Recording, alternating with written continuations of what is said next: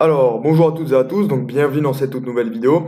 Dans cette vidéo, je vais vous présenter les actions phares, les actions, on va dire, emblématiques d'un secteur tout particulier qui est le secteur du luxe. Donc, pourquoi je vous fais une vidéo sur les principales valeurs boursières du secteur du luxe? Tout simplement parce que c'est un secteur très prometteur en raison de l'émergence de nombreux pays à très forte croissance. Je pense notamment aux pays émergents, les fameux BRICS.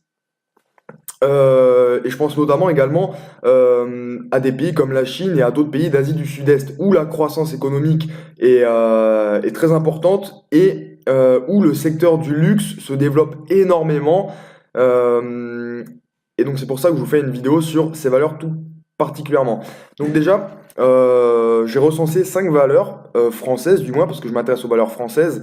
Donc les 5 valeurs dont je vous parle sont ici, hein. Je les ai recensées dans mes listes zone bourse. Donc il y a Hermès, L'Oréal, sachant que Hermès et L'Oréal sont chacune euh, sont deux actions aristocrates dividendes. Je vous réfère à des précédentes vidéos si vous voulez savoir exactement ce que c'est.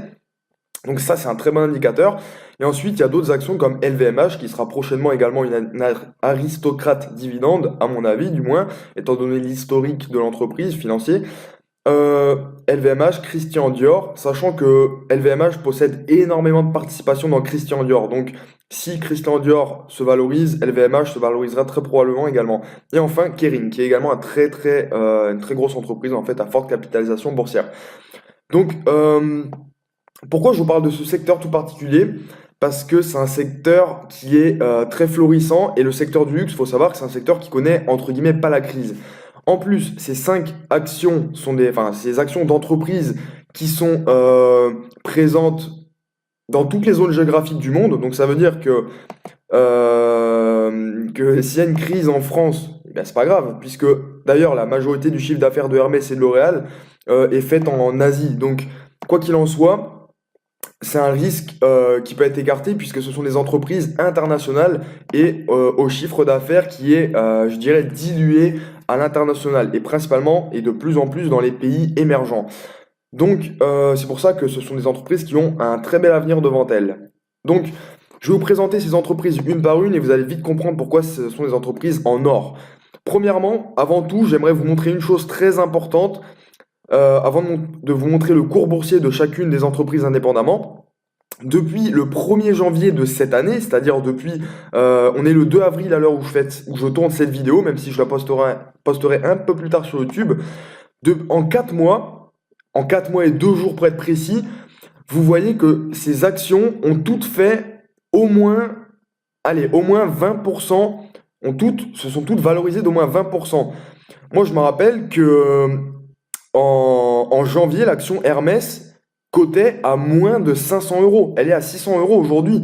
C'est pour vous dire, enfin, elle s'est valorisée de plus de 20% en quelques mois. Et l'année n'est pas finie, à mon avis, on arrivera à 40-45% à la fin de l'année, si ce n'est plus, ce qui serait déjà astronomique.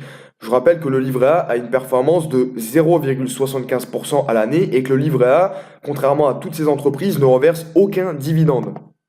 Donc voilà, vous voyez qu'il y a des entreprises comme LVMH qui se sont valorisées de presque 30% en 4 mois. C'est absolument considérable. Et j'ai bien étudié les entreprises, ce ne sont pas des entreprises où il y a une bulle spéculative, ce sont des entreprises qui se valorisent en raison de leur valeur intrinsèque et de la croissance de leur chiffre d'affaires, qui plus est à l'international. Donc, première action dont je vais vous parler, c'est l'action Hermès. Et vous allez voir qu'il y a une caractéristique qui est singulière pour des actions du secteur du luxe, du moins celle-ci, c'est que leur cours boursier, et vous allez vite le voir, est très très très encourageant pour un investissement et haussier sur le long terme. Donc déjà, je vous montre rapidement, toutes ces actions ont un cours boursier, et je rappelle que le graphe, il est logarithmique et non pas orthonormé. Donc là, vous voyez, en 2010, pour Hermès, on était à combien? Allez, un peu plus de 100 euros de valorisation. Maintenant, on est à 600. Si c'était orthonormé, le graphe serait exponentiel. Enfin, la courbe serait exponentielle. Donc là, il faut bien faire attention. C'est une tendance à peu près stable, mais on est en graphe logarithmique. Donc la croissance est vraiment exponentielle et largement plus importante qu'on peut l'imaginer à première vue. Et je vais vous montrer pour chaque entreprise, et vous allez vite comprendre une chose très importante, c'est que toutes ces entreprises ont un cours boursier, contrairement à beaucoup d'autres entreprises, un cours boursier et qui est clairement en croissance continue. Alors oui, pour LVMH, je ne sais pas pourquoi, le graphe boursier ne veut pas charger, il charge tout le temps que pour les 5 dernières années, je ne sais pas pourquoi, mais peu importe. Le graphe boursier est euh, absolument génial en fait. Et ce sont des valorisations qui sont croissantes. Donc, je vous montre encore rapidement, vous voyez que ce sont les entreprises. Et en plus, vous voyez que ce sont à chaque fois des entreprises qui existent depuis très longtemps et qui sont cotées en bourse depuis des dizaines d'années. Là, pour L'Oréal, ça a commencé avant 93. Pour Hermès, L'Oréal avant 91. LVMH, ça fait plus de 10 ans. Ça fait, je crois, même peut-être plus de 20 ans. Même si le graphe ici ne permet pas de l'apercevoir. Là, pour Christian Dior, c'était avant 95. Et Kering, il me semble que ça date de avant 93. Mais juste regardez surtout avant 91. Regardez l'augmentation, la tendance de ces entreprises. Alors là, je vais mettre une précision pour Kering. Il y a eu, donc là, c'est l'éclatement de la bulle Internet ici en 2000 qui a impacté de nombreuses entreprises et étonnamment également une entreprise comme Kering qui est dans le secteur du luxe qui normalement n'est pas impactée par cela. Il y a eu également pas mal de changements en fait. C'est pour ça que moi j'investis pas dans le Kering, mais en fait on peut tout à fait le faire désormais. On pouvait peut-être pas le faire il y a quelques années. Là, c'est la crise de 2008, je précise, qu'on voit ici. Kering a eu pas mal de changements. Il y a eu des changements dans l'actionnariat de l'entreprise. Il y a eu des changements de dirigeants. Il y a eu pas mal de modifications au niveau de la vie interne de l'entreprise qui font que le cours boursier a été très fluctuant. Mais si on regarde bien depuis les 10 dernières années, clairement, il y a une forte une forte valorisation de l'entreprise. Il faut que l'entreprise soit valorisée depuis, je dirais, au moins 5 ans pour avoir une idée fiable de la tendance long terme de l'entreprise. Voilà. Donc, maintenant que vous savez que ce sont toutes des entreprises du luxe qui se valorisent énormément et qui ont beaucoup d'avenir devant elles, notamment avec l'émergence, avec l'augmentation du chiffre d'affaires pour chacune d'entre elles dans les pays émergents et des pays à forte croissance économique, je vais vous montrer chacune de ces entreprises indépendamment. Hermès, c'est une entreprise en or, je le précise. J'ai fait une vidéo là-dessus, vous la regarderez. Donc, ce sont toutes des entreprises qui ont des marges qui sont absolument considérables. On voit que là, on est sur du 35% quasiment de marge d'exploitation pour Hermès. Une croissance du chiffre d'affaires qui est maintenue et qui est constante, c'est-à-dire que le chiffre d'affaires croît chaque année depuis très longtemps. Ça, c'est un très bon indicateur. Et en plus, en fait, si vous voulez savoir, vous devez regarder l'augmentation du chiffre d'affaires, l'augmentation du résultat d'exploitation, vérifier que le résultat net augmente en conséquence. Et si vous cherchez des aristocrates dividendes, ce que je recherche, vérifier l'augmentation du dividende chaque année. Le rendement, à vrai dire, on s'en fout. Parce que le rendement, il est basé sur le dividende reversé par rapport au cours de l'action. Mais vous voyez très bien que le rendement en 2016 de l'action Hermès était de un peu moins d'1%. En fait, vous faites 3,75 sur 390 euros. C'était le cours de l'action à l'époque. En fait, c'est ce que vous touchez sur ce que vous avez investi. 3,75 sur 390. Mais si vous aviez acheté une action Hermès en 2016, tous les ans déjà, vous auriez eu plus de dividendes. Et si vous prenez par exemple le dividende de 2021, votre rendement, vous faites 6,77, mais pas sur le cours de l'action en 2021, qui n'est pas encore connu. D'ailleurs, c'est pour ça qu'il est stable depuis cette année. Il va changer chaque année. Mais vous faites 6,77 sur 390, et en réalité, vous aurez un rendement de presque 2%. Et en fait, chaque année, le rendement, mais sur coût de revient, il augmente mécaniquement. En plus, Hermès, c'est une entreprise qui n'a absolument aucune dette et une trésorerie qui est considérable. Elle a quasiment autant de trésorerie qu'elle fait de chiffre d'affaires à l'année. Donc c'est absolument génial. Et c'est en plus une tendance qui augmente. Voilà. Ensuite, L'Oréal, pareil, très belle action à dividende. L'Oréal et Hermès sont deux aristocrates dividendes. Les trois autres ne le sont pas. LVMH va en devenir une, je pense, dans les années à venir, en raison de son historique de versement de dividendes et de sa solidité financière qui le permet.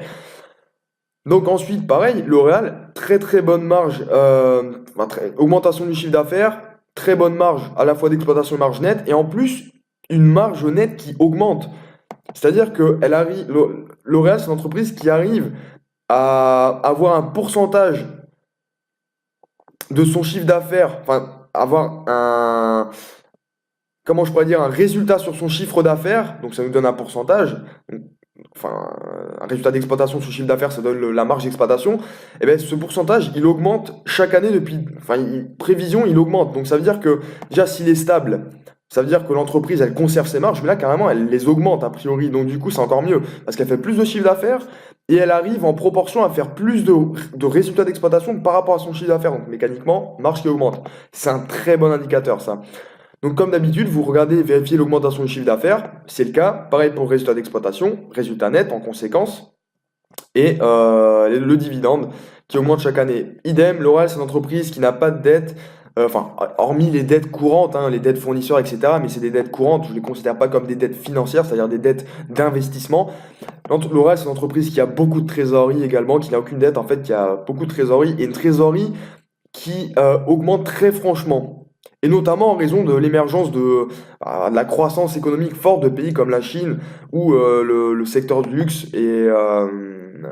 prend de plus en plus d'importance et où le chiffre d'affaires dans ce secteur est en train de croître considérablement. Et on voit très bien que la trésorerie elle augmente très franchement. Et ça, c'est un très bon indicateur. C'est pareil pour Hermès. Quand on voit ça, on se dit que, eh bien, il n'y a aucun souci si une année, l'entreprise fait un peu moins de marge, ou si même il y a un gros problème et qu'il y a une année où le résultat est absolument catastrophique, ben, c'est l'entreprise qui a un matelas de sécurité financière qui est considérable, donc il n'y a pas de risque. Il y a des entreprises comme ça, comme Total, qui certaines années ont reversé plus de dividendes qu'elles n'ont fait de bénéfices, tout simplement parce que c'est une politique actionnariale. Et bien là, on combine les deux choses parce que Total a des dettes. Là, L'Oréal et Hermès n'ont pas de dettes. Et en plus, elles ont une politique actionnariale, enfin très axée sur les actionnaires. Donc c'est très cool. C'est génial. Voilà. LVMH, pareil, très belle action. Donc, idem, hein. De toute manière, les actions du secteur du luxe en général ont des très bonnes marges et un chiffre d'affaires en augmentation, des marges en augmentation également. Donc là, ça c'est très prometteur également. On est sur à peu près le même taux de marge que pour L'Oréal, peut-être un peu plus même. Voilà, on est un peu plus même, donc c'est encore mieux. Et encore une fois, chiffre d'affaires qui augmente, résultat d'exploitation c'est pareil, résultat net en conséquence également, un dividende qui augmente chaque année. Et il augmente très franchement le dividende si on regarde bien parce on a un bon rendement si on achète maintenant de 32%. Mais on voit bien que voilà, entre 2016 et 2021, le dividende aura doublé. Ça fait plus 100%, même un peu plus de 100%, ça fait peut-être ça fait du 108% d'augmentation, ce qui est absolument génial. Donc voilà, il faut bien comprendre que si on investit dans ces actions, on va avoir un rendement qui va mécaniquement augmenter de manière très importante. Alors, la LVMH, par contre, a des dettes, mais elle en a très peu. Et a priori, ces dettes vont être absorbées à partir de 2020 et être remplacées par la trésorerie. Et ça va faire un peu comme L'Oréal qui, à partir il y a quelques années, voilà, qui à partir on va dire, ouais, 2014, allez, on va dire franchement depuis 2017, a une trésorerie qui a commencé à vraiment croître. Voilà, donc moi je vous conseille vraiment Hermès, L'Oréal et LVMH dans un second temps. LVMH en second temps par rapport à Hermès et L'Oréal pour investir. Hermès, c'est vraiment une action en or et moi j'adore cette action. Ensuite, Christian Dior, très belle action à dividende également. Et on retrouve toujours les mêmes indicateurs, hein. Alors, Christian Dior et Kering, je suis un peu moins fan, hein. Moi, vraiment, c'est Hermès, L'Oréal et LVMH que j'aime le plus parce qu'on a des marges. Ok, on a une très bonne marge d'exploitation, mais une marge nette qui est beaucoup moins importante. Donc, c'est un peu dommage, on va dire. Même si le chiffre d'affaires augmente quand même de manière considérable, moi, je préfère miser vraiment sur une ou deux actions géniales que d'acheter plusieurs actions qui sont globalement bien.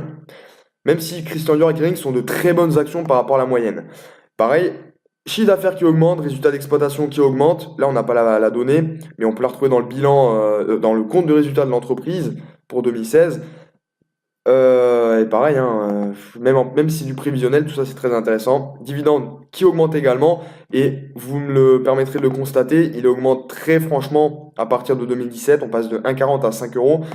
Je précise une chose aussi, il y a des entreprises comme Hermès, alors là on ne le voit pas sur ce graphe, parce que c'est le dividende courant. Il y a des entreprises comme Hermès qui reversent un dividende exceptionnel, comme ça, de 5 euros. En général, c'est 5 euros le dividende exceptionnel de Hermès, qui à peu près tous les 5-6 ans, Hermès reverse comme ça ses actionnaires, en plus de ce dividende, 5 euros de dividende exceptionnel. Donc ça, on ne le voit pas quand on regarde comme ça, mais Hermès, c'est une action en or, vraiment. Et Christian Dior, très belle action dividende également. Même si c'est pas à ma connaissance une aristocrate dividende. Et toujours pareil, un chiffre d'affaires qui augmente. Et à partir de 2019, a priori, c'est du prévisionnel, mais une trésorerie qui va exploser. C'est-à-dire elle résorbe ses dettes et à partir de 2019, elle aura de la trésorerie. Voilà. Et enfin, Kering, qui est aussi une belle action, une belle action à dividende, pas autant qu'Hermès, L'Oréal et LVMH, je dirais, mais une très belle action quand même, qui, alors, depuis, je dirais, depuis cette année, finalement, a réussi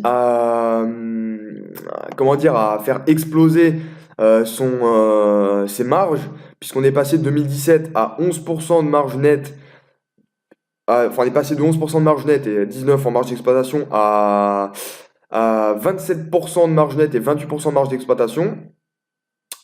Voilà.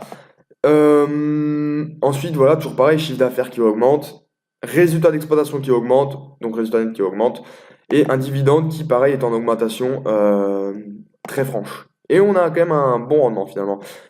Et pareil, c'est une entreprise. En fait, il y a beaucoup d'entreprises du secteur du luxe comme ça qui, qui sont vraiment en train de réduire leurs dettes et qui ont de plus en plus de trésorerie.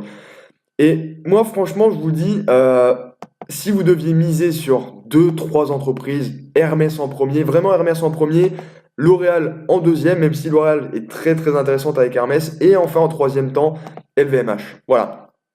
Et n'oubliez pas une chose, c'est que ces entreprises, faut vraiment comprendre un truc, c'est que le secteur du luxe est un secteur très prometteur et c'est un secteur qui historiquement est très stable. C'est pas un secteur que je pourrais appeler spéculatif comme le secteur de la technologie.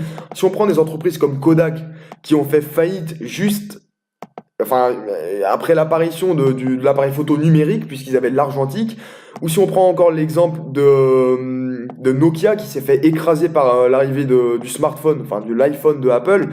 Là, on est loin de tout ça. Ce sont des entreprises qui ont un très bel historique, des entreprises qui sont anciennes, qui sont connues et qui ont des données, enfin des informations, enfin, voilà, qui ont une santé, une stabilité financière qui est largement supérieure à la moyenne de tous les autres secteurs. On a quand même des marges d'exploitation qui peuvent atteindre 30% pour le cas d'Hermès. Si on est 35% presque. Dans le secteur de l'automobile, avoir 5% de marge d'exploitation, c'est déjà correct, c'est déjà très correct. Donc voilà, moi c'est pour ça que je privilégie vraiment le secteur du luxe, c'est un secteur que j'affectionne tout particulièrement. Pour être honnête, c'est le secteur que je préfère. Le secteur du luxe, c'est le secteur le plus sécurisé pour moi, surtout pour un investissement long terme. Voilà, donc j'espère que cette vidéo vous aura plu, j'espère que vous aurez appris des choses intéressantes, que vous aurez bien compris que le secteur du luxe est un secteur en très bonne santé financière et qui va continuer de l'être pour les années à venir, peut-être pour les décennies même. Toujours comprendre que le secteur du luxe, c'est un secteur qui ne connaît pas la crise et qui, du moins pour ces entreprises, ces entreprises, du moins, elles ont un chiffre d'affaires qui est à l'international. Et faut pas oublier une chose, c'est que même si la croissance des pays développés, des pays occidentaux comme les pays d'Europe ou les pays d'Amérique du Nord, comme les États-Unis, ont une croissance qui est relativement faible, on doit être à quoi? 1,2% de croissance en moyenne en France cette année et les quelques années précédentes. Il y a des pays où la croissance est à deux chiffres. Et il y a des pays comme la Chine ou d'autres pays d'Asie du Sud-Est qui vont de plus en plus consommer du luxe. Et faut pas oublier que peut-être pas encore maintenant, mais dans 15 ou 20 ans, les ventes de ces entreprises vont exploser également, peut-être dans 25-30 ans plus tôt, vont exploser dans des pays d'Afrique qui vont se développer beaucoup plus et devenir de plus en plus, enfin, qui vont se démarginaliser, on va dire, du reste du monde et